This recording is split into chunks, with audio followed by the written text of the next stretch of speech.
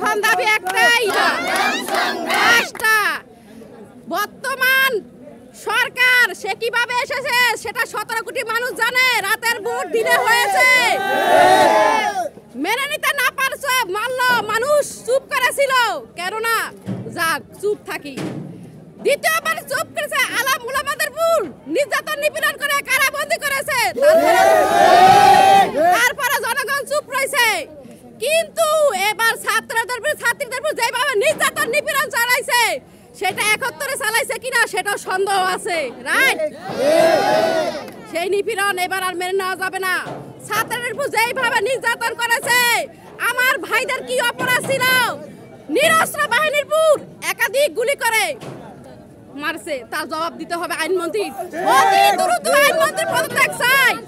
দ্বিতীয়ত শিক্ষামন্ত্রীর পদত্যাগ চাই। তৃতীয়ত প্রধানমন্ত্রীর জনগণের সম্মুখে হাত জোর করে মাপ চাইতে হবে। আমি যা বলেছি এই তিনটা জবাব যতক্ষণ না হবে ততক্ষণ একটা ছাত্র রাজপথ থেকে উঠবে না।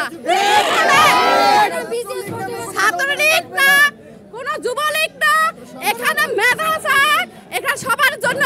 কালকে দেখেছি যদি লজ্জা থাকে ছাত্রলীগের তাহলে লজ্জা থাকবে। কালকে দেখছি প্রধানমন্ত্রী ভাষণ দিছে কালা পোশাক পরিয়া, একটা ভাব লাইছে, বাবালি পোশাক দিয়ে বলছে অঙ্গ সঙ্গ যে ছাত্রলীগরা তারা আমাদের দলের না, তাদেরকে আমরা চিনি না।